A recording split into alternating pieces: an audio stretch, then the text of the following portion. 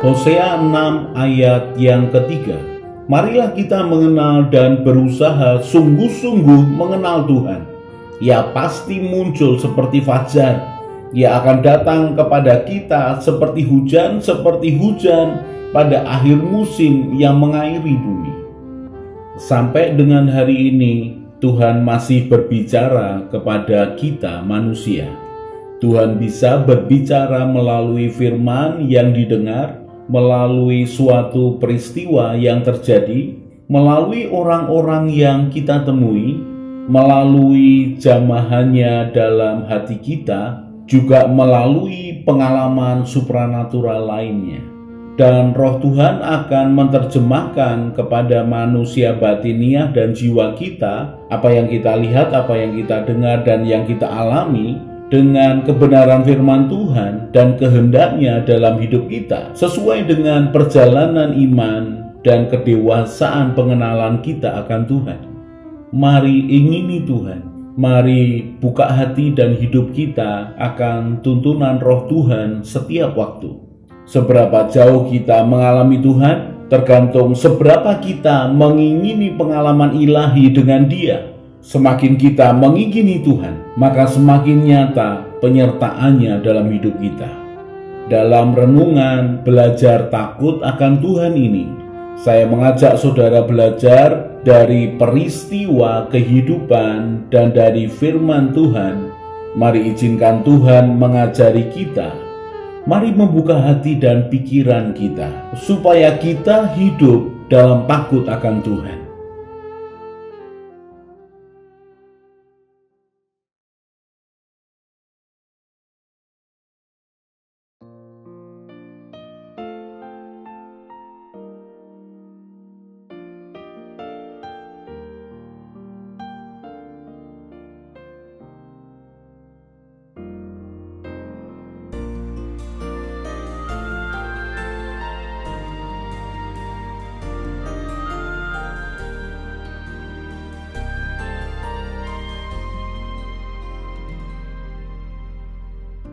Segala perkaraku ku serahkan padamu, Allah pembelaku. Segala khawatirku ku taruh di kakimu, Allah pemeliharaku. Bila kau yang membuka pintu, tak ada satupun dapat menutupnya. Bila kau yang mengangkat aku, tiada yang dapat merendahkanku.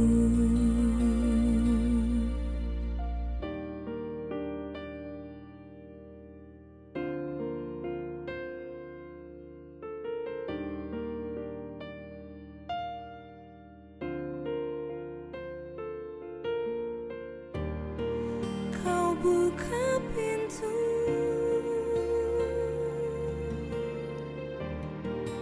kau buat jalan,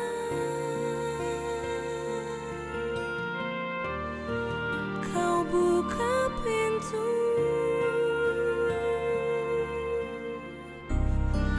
kau buat jalan, kau buka pintu.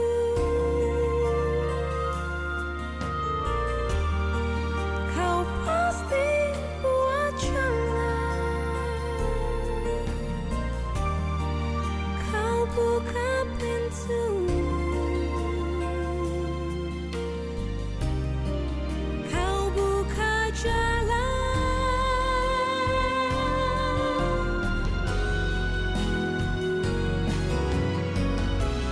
Bila kau yang membuka pintu, tak ada satupun dapat menutupnya. Bila kau yang angkat aku,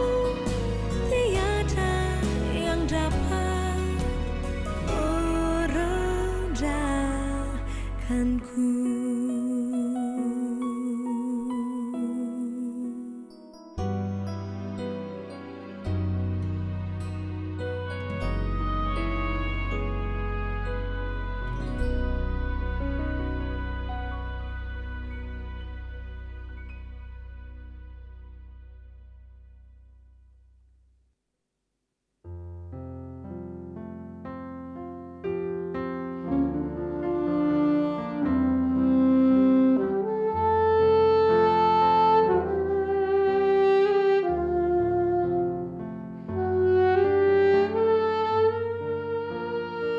Latar belakang belajar takut akan Tuhan nomor 409, suara yang mengubah sikap.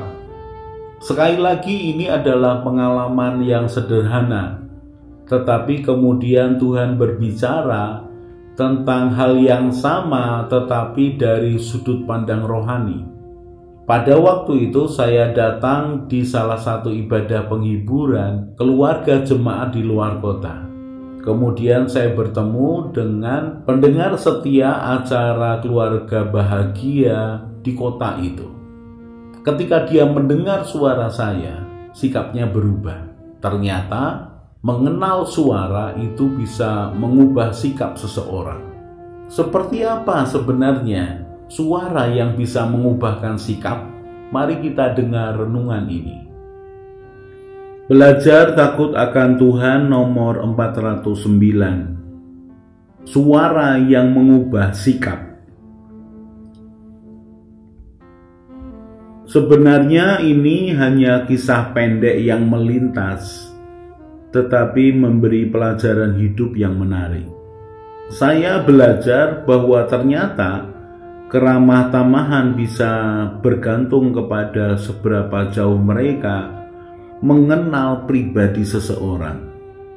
Dan pengenalan pribadi akan seseorang itu bisa terbangun hanya dari merasa dekat secara emosi.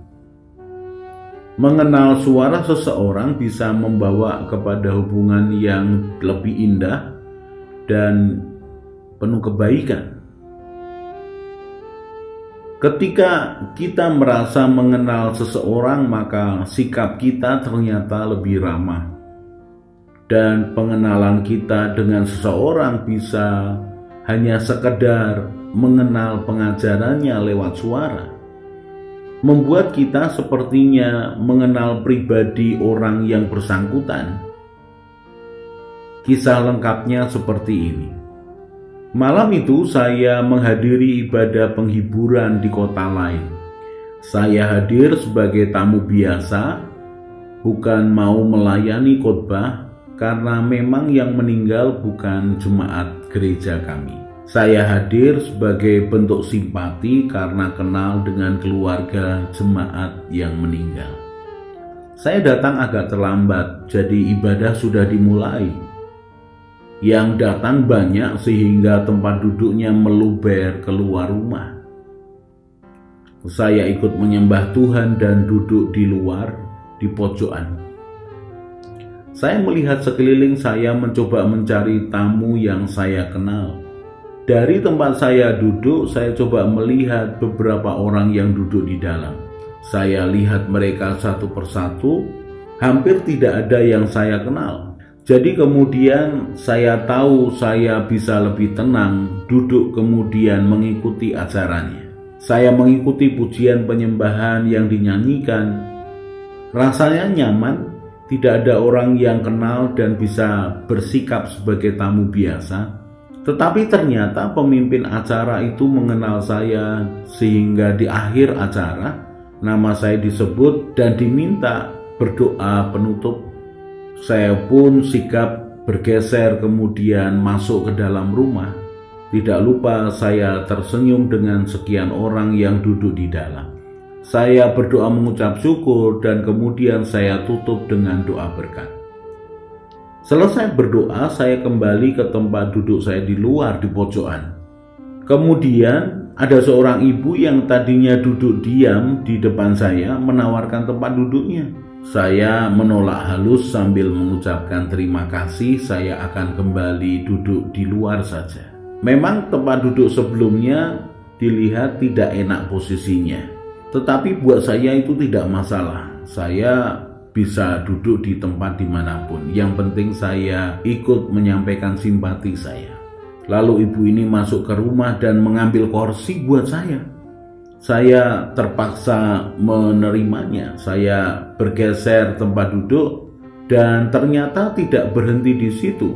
Dia balik ke belakang dan mengambilkan minuman dan makanan buat saya. Sementara di sekitar saya, orang tetap menunggu giliran makan dan minum dihidangkan. Kemudian ibu itu duduk di sebelah saya dan mengatakan bahwa dia adalah pendengar setia di acara Keluarga Bahagia di radio. Pada waktu mendengar nama saya dipanggil untuk berdoa, dia mengenal suara saya dan merasa kenal dekat dengan saya. Maka setelah selesai acara berdoa, dia terpanggil melayani saya dengan mencarikan tempat duduk dan membawakan makanan dan minuman. Kemudian dia bersaksi tentang keluarganya dan mengulang pengajaran saya di acara Keluarga Bahagia di radio minggu itu. Saya dengan sopan merespon dan tidak lupa mengucapkan terima kasih. Inilah cerita sederhana yang saya maksudkan di atas. Ternyata ketika kita mengenal seseorang, walau hanya mengenal suaranya saja melalui radio, suara saya bisa mengubahkan sikap cueknya kepada sikap yang ramah dan tulus. Kalau seandainya nama saya tidak disebut dan suara saya tidak terdengar, maka saya yakin tidak ada keramahan yang akan saya terima daripadanya. Ternyata suara bisa menggerakkan seseorang memberikan pelayanan. Jangan salah sangka menganggap saya ingin diperlakukan istimewa, sama sekali tidak. Saya datang ke sana hanya sebagai tamu biasa. Saya juga tidak ingin diperlakukan berbeda. Saya datang mau menyampaikan simpati, duduk manis, mengikuti acaranya lalu pulang. Saya tidak membutuhkan untuk dikenal di sana lalu menerima perlakuan istimewa. Tidak. Tetapi kalau kemudian ada yang mengenal saya lalu ingin menunjukkan keramah tamahannya, ya saya terima dengan tangan terbuka.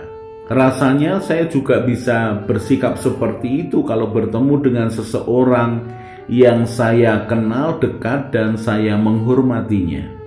Begitu mendengar orang yang saya kenal dan saya hormati, maka tentu saya akan sigap menemuinya dengan senang hati, menyapa, bersalaman, dan memberikan keramah tamahan karena saya merasa kenal dekat dengan orang yang bersangkutan. Saya pernah melihat cuplikan video di YouTube tentang domba yang hanya mendengarkan suara gembalanya. Dalam video itu ditunjukkan ada orang berdiri di pinggir pagar kandang domba. Kemudian dia memanggil domba-domba itu dengan suaranya.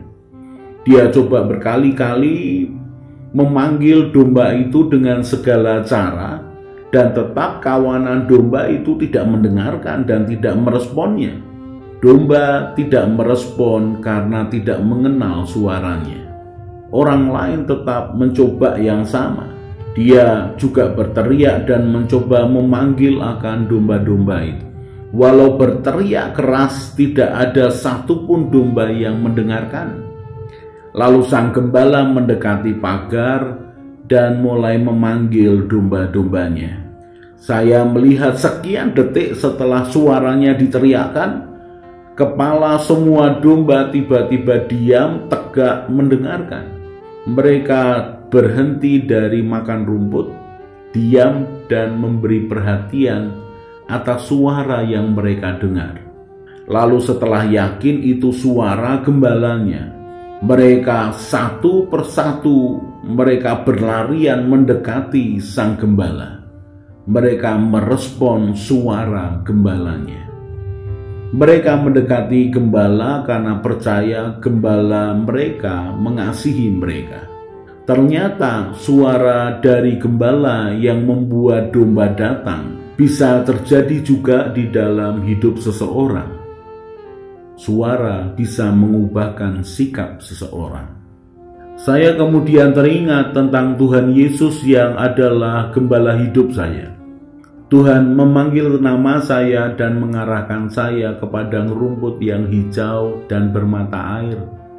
Saya sebagai dombanya mengenal suaranya, dan saya mengikuti suaranya. Bahkan saya menikmati berkat kehidupan, karena ada suaranya, suara gembala saya yang mengasihi saya. Yohanes 10 ayat 14-16.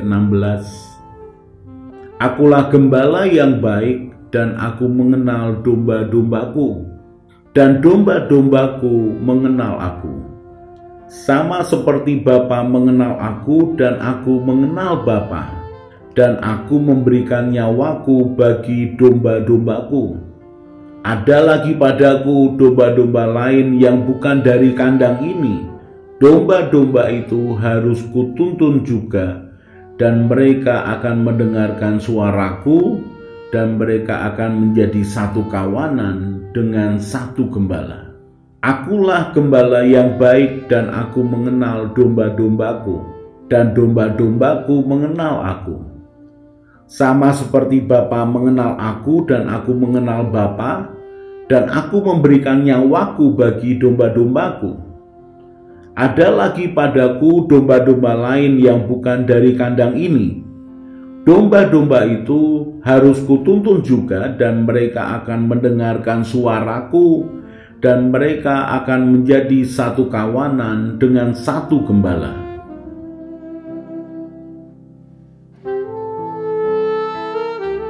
Yakobus pasal yang pertama ayat 19 mulai. Hai saudara-saudara yang kukasihi, ingatlah hal ini. Setiap orang hendaklah cepat untuk mendengar, tetapi lambat untuk berkata-kata, dan juga lambat untuk marah. Sebab amarah manusia tidak mengerjakan kebenaran di hadapan Allah.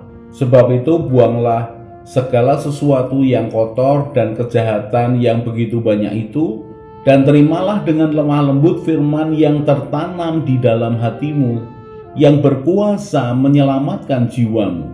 Tetapi hendaklah kamu menjadi pelaku firman, dan bukan hanya pendengar saja. Sebab jika tidak demikian, kamu menipu diri sendiri. Sebab jika seorang hanya mendengar firman saja, dan tidak melakukannya, ia adalah seumpama seorang yang sedang mengamat-amati mukanya yang sebenarnya di depan cermin. Baru saja ia memandang dirinya, ia sudah pergi, atau ia segera lupa bagaimana rupanya.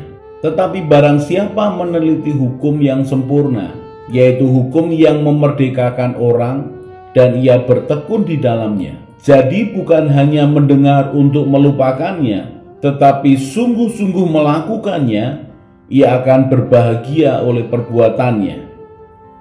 Ketika kita mengadakan waktu untuk merenungkan firman Tuhan, maka bukan hanya roh dan jiwa kita yang disegarkan, tetapi perjumpaan dengan Tuhan secara tersembunyi itu akan membuat kita semakin mengenal kepribadian Tuhan. Semakin sering kita merenungkan firman Tuhan, maka kesadaran akan Tuhan dalam hidup kita akan semakin kuat, dan kita akan semakin menikmati pimpinan tuntunan Tuhan dalam hidup kita. Dia Tuhan semakin nyata, bahkan lebih nyata daripada segala sesuatu yang kita lihat dengan mata kita. Mari belajar takut akan Tuhan, maka kita akan semakin peka dengan suara dan pimpinannya. Mari mata kita tertuju kepada Tuhan Yesus dan hati kita melekat kepadanya. Maka pengajaran, tuntunan, dan penyertaannya akan semakin nyata dalam hidup kita. Saya Yosea Kristiono, Gembala Jemaat GKI Injil Keselamatan Semarang. Tetap setia, tetap semangat. God bless.